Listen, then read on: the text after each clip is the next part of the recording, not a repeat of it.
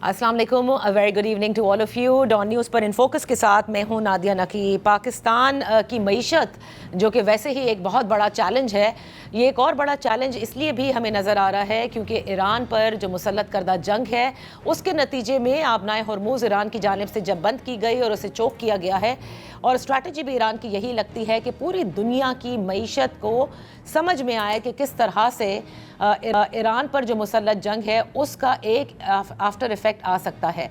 और अब तक जो स्ट्रेट ऑफ हॉर्मूज़ बंद करने की जो एक स्ट्रैटेजी है, मेरा ख़्याल है कि ईरान चाहता भी यही है कि वाशिंगटन के अंदर भी या पूरे अमेरिका के अंदर भी जो दुनिया में पंप्स हैं वहाँ तक जाकर सोरिंग ऑयल प्राइसेस से जो फ़र्क पड़ेगा लोगों में इस मुल्क की मुख्तलिफ ममालिक की मईशत पर, वो समझ में आना चाहिए ताकि दुनिया को ये समझ में आ सके कि इस किस्म से बहुत सारे नुकसानात हो सकते हैं।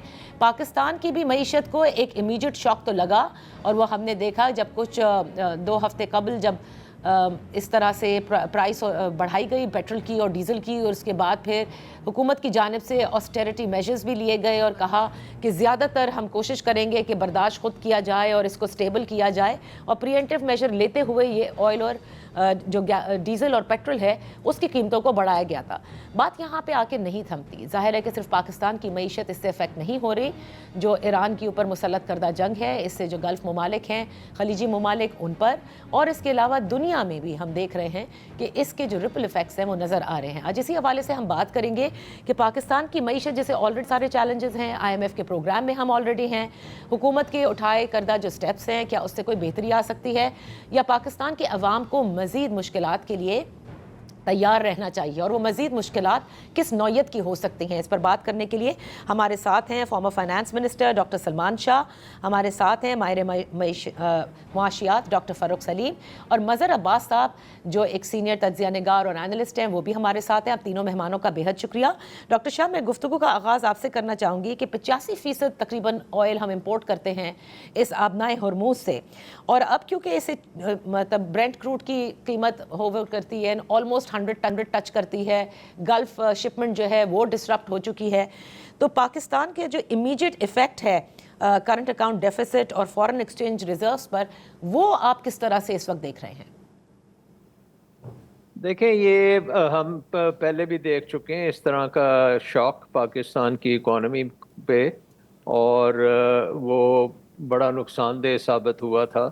आपको याद है 2008 में ऑयल प्राइसेस जो हैं वो तकरीबन हाईएस्ट पीक जो थी वो $147 पर बैरल पे गए थे जी।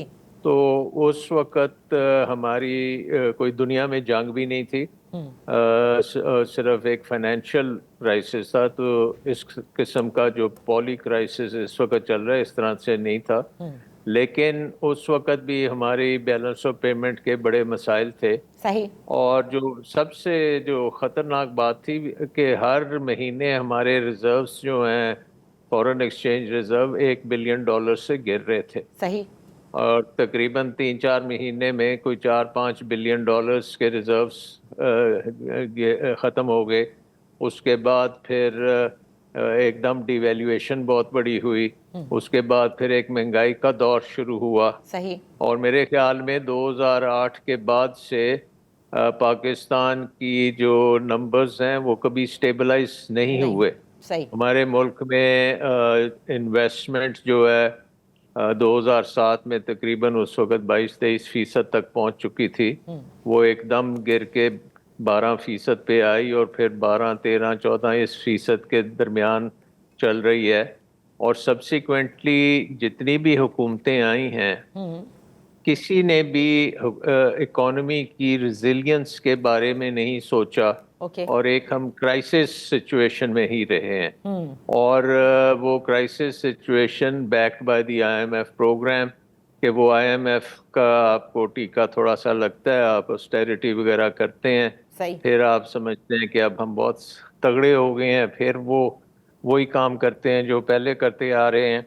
तो जो इकोनॉमी में रेजिलियंस बनानी थी वो नहीं की गई। और रेजिलियंस का क्या मतलब था? रेजिलियंस का मतलब ये था कि एक तो एनर्जी इंडिपेंडेंस, यानी कि इम्पोर्टेड एनर्जी से छुटकारा कैसे इकोनॉमी को हो। सही। और ना हमने बिजली के निज़ाम को इस तरह से فوسل فیول سے آزاد کیا, اور باقی جو ہے سولرائزیشن, الیکٹرک وہیکلز, اس قسم کے کوئی پروگرامز نہیں کیے کہ ہم اپنی ڈپینڈنس فوسل فیولز پہ کم کریں. صحیح. دوسری چیز ہم نے جو بالکل نہیں کی وہ یہ تھے کہ ہماری اکانومی جو ہے وہ ہے بڑی انورڈ لکنگ, اور ہماری جو انسینٹیوز ہیں وہ زیادہ تر یہ ہیں کہ آپ اپنے ملک کے اندر ہی اپنی مارکیٹ کو سرو کریں, اور آپ ایکسپورٹس کی طرف نہیں دیکھتے. صحیح. اور زیادہ تر پروٹیکشن ہے, ہر چیز کو پروٹیکشن ہے. سو انویسٹمنٹس جو تھوڑی بہت ہوتی ہیں وہ آپ کے اندرونی کنزمپشن کے لیے ہوتی ہیں, not for export purposes. Okay. تو یہ جو ٹرانزیشن تھی from energy independence to an outward looking economy, وہ ہماری پچھلی کتنی گورنمنٹس جو ہیں وہ ناکام ہوئی اس کام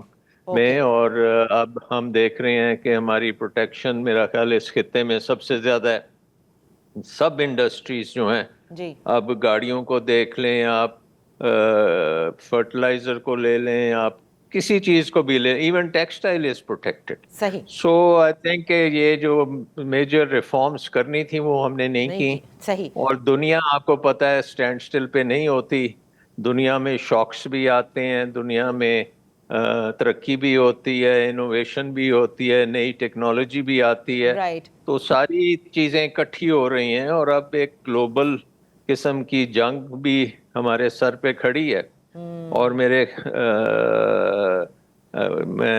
I'm kind of worried کہ یہ اگر 3-4 ماہ اگر چل پڑی تو پھر کہاں, تو پھر بہت بڑا ڈیزاسٹر ہوگا. اچھا میں ڈاکٹر شاہ میں آپ کے پاس یہ جو آئی تھنک جو ایپک فیوری ہے, جی, I think is turning into an epic disaster, اور اس کے بعد پھر ایک ایپک ٹرانسفارمیشن بھی آئے گی جو پوری دنیا کو دیکھنے ہو سکتا ہے. اس میں یہ دیکھنا ہے نا کہ ہم کہاں پر کھڑے ہوئے ہیں اور ہم کس طرح سے اس کو کتنا ایبزارب کر سکتے ہیں. ڈاکٹر سلیم میں آپ کی طرف آتی ہوں, ناٹ ود دا کفایت شاری, لیکن جو گورنمنٹ نے جو پروجیکشن کی تھی اور ان کی پروجیکشن گروتھ کی جو تھی وہ 4% تھی, 20% ہم نے دیکھا ہے کہ آئل پرائسز جو ہے وہ ہمیں بڑھانی پڑ گئی تھی. آپ کو لگتا ہے کہ اب اس گروتھ ٹارگٹ کو ریوائز کرنے کی ضرورت پڑے گی, اور اس جو پروجیکٹڈ ٹارگٹ ہے اس پر تو ہم نہیں آ سکتے؟ یہ گروتھ ٹارگٹ تو نادیہ میرے خیال ہے بڑی دور کی بات ہے. مجھے 3 بہت بڑے چیلنجز جو ہیں معاشی محاذ پہ بالکل واضح طور پہ نظر آ رہے ہیں. دیکھیے ہمارا جو ایکسٹرنل سیکٹر ہے, جو بیرونی سیکٹر ہے, وہ تقریباً مکمل طور پہ اس کا انحصار ہے ریمیٹنسز کے اوپر.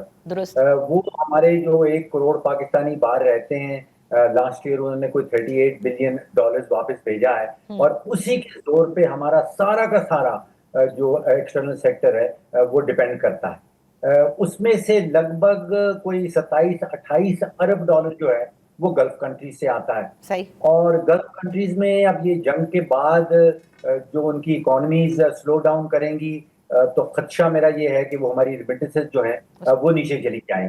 اور یہ بھی ہو سکتا ہے کہ 5-10% لوگ جو گلف میں کام کر رہے ہیں ان کی نوکریاں خطرے میں آ جائیں, اور کہیں 5-10% جو پاکستانی وہاں کام کر رہے ہیں 8-10 ہزار شاید وہ واپس پاکستان آ جائیں.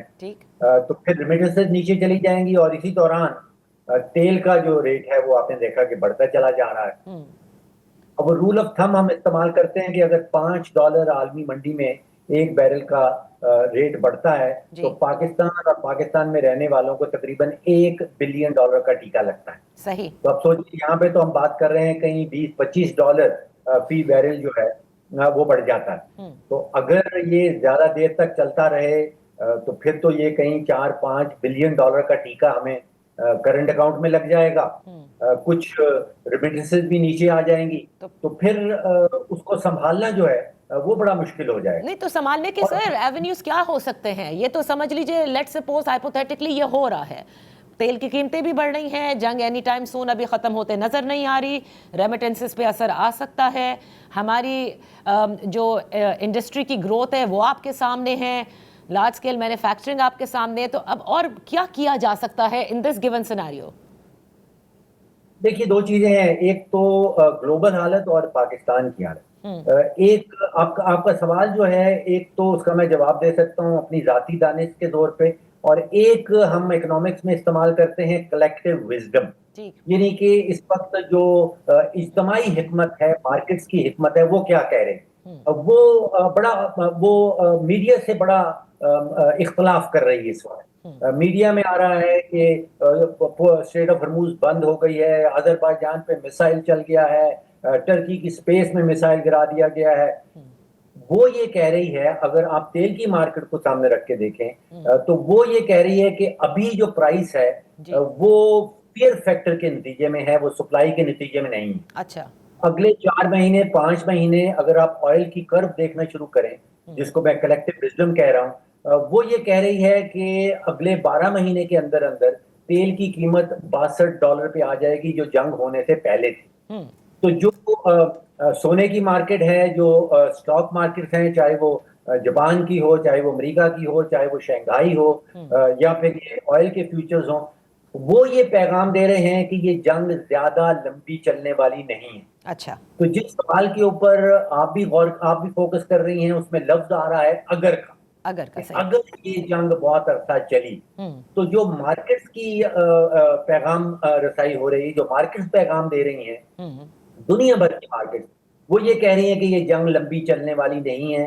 तेल के फ्यूचर्स ये कह रहे हैं कि तेल की कीमत जो है वो टेम्परेरीली बढ़ी है और फिर वो नीचे आ रही है, और वो एक्चुअली उसकी खरीदो फरोख्त इस वक्त, अगर मार्च 2027 का तेल आप खरीदना चाहें तो वो लगभग $60-62 पे आज ट्रेड हो रहा है। तो ये तो इख्तलाफ है जो मुझे मीडिया में और मार्केट की खबर में या जहानत में नजर आता है। सही। पाकिस्तान का नादिया थोड़ा सा मामला फर्क है। ओके, देखिए पाकिस्तान में एक तो IMF 2 हफ्ते मुज़ाकरात करने के बाद वो स्टाफ लेवल एग्रीमेंट किए बगैर वापस चला गया। ठीक। ईद के फौरन बाद कोई $1 बिलियन का यूरो बॉन्ड जो है वो हमने उसकी पेमेंट करनी है। सही। हुकूमत का सारा फोकस जो है, न सिर्फ इस हुकूमत का बल्कि इससे पहली हुकूमतों का भी, वो टैक्स इकट्ठा करने पे रहता है। सही। वो अपनी खराजात कम करने पे नहीं रहता, वो अपने नुकसानात कम करने पे नहीं रहता, वो सारा फोकस टैक्स पे रहता है,